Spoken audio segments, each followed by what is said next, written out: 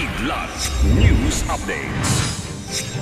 Sa ating mga balita, 6.8 million pesos na halaga ng shabu na samsam sa Bacolod City. Murder suspect at isa nitong kasama, patay sa shootout sa Zamboanga City. 577 road accidents noong holiday season na itala ng DOH. Bulkang Kanlaon, sunod-sunod ang pagbuga ng abo.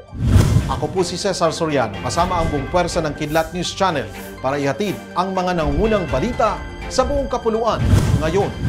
Nasa batang mahigit 6 na milyong pisong halaga ng hinihinalang shabu mula sa isang 20 anyos na lalaki sa buy-bust operation sa Barangay Tango, Bacolod City. Kinilala ang nadakip na si Kyle Andre Maalat, pansamantalang nakatira sa naturang barangay. Nakuha sa suspect ang pinaniniwalaang 1 kilo ng shabu na may kabuang halagang 6.8 million pesos. Nasawi ang isang murder suspect at kasama nito sa isang shootout sa Barangay Ayala sa Zamboanga City. Ayon sa ulat, isang police intelligence operative na naka-duty malapit sa Mount Carmel Parish Church ang nakakita sa puganteng si Haber Tating na nahaharap sa 2 arrest warrant sa kasong murder. Nang mapansin ni Tating na minamanmanan sila ng otoridad, pinapatukan nila si Police Senior Master Sergeant Ryan Mariano dahilan para magpalitan ng putok ang 2 pani. Nagtamo ng matinding tama si Tating at nasawi sa ospital, habang dead on the spot ang kasama nito. Sugatan naman ng pulis na agad ding isinugod sa ospital.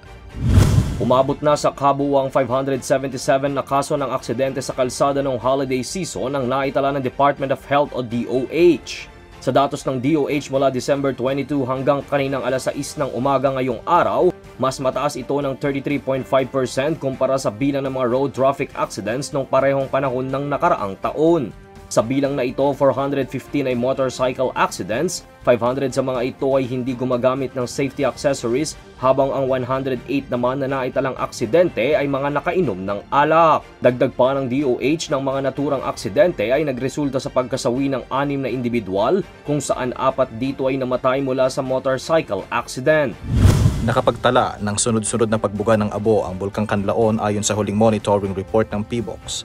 Base sa time-lapse mula 7:41 AM hanggang 7:51 AM at snapshot nakuha naman mula 6:05 AM hanggang 7:44 AM kahapon, naitala ang 7 discrete ash emission events ng bulkan. Nakapagtala pa ang bulkan ng 28 volcanic earthquakes kabilang na ang 8 volcanic tremors. Samantala, nakataas pa rin sa alert level 3 ang bulkan habang patuloy itong inoobserbahan sa posibleng pagsabog nito. Nasawi ang isang 23 anyos na vlogger sa Barangay San Roque, Asturias, Cebu matapos masabugan ng paputok habang nagdiriwang ng bagong taon. Kinilala ang biktima na si Cyril Jan Amarillo Remis. Sa nakuhang video, makikitang tinitingnan ng biktima ang bombshell ng paputok upang siyasatin. Ilang sandali lamang, bigla itong sumabog at nagdulot ng malubhang sugat sa kanyang mukha. Sinubukan pang dalhin ang biktima sa ospital, ngunit idineklara rin itong dead on arrival. At inyo pong natunghayan ang mga headlines sa nakalipas na mga oras. Manatiling nakatutok para sa mga susunod na updates at breaking news. Ako po si Cesar Soriano, kasama nyo sa bawat pagputok ng balita.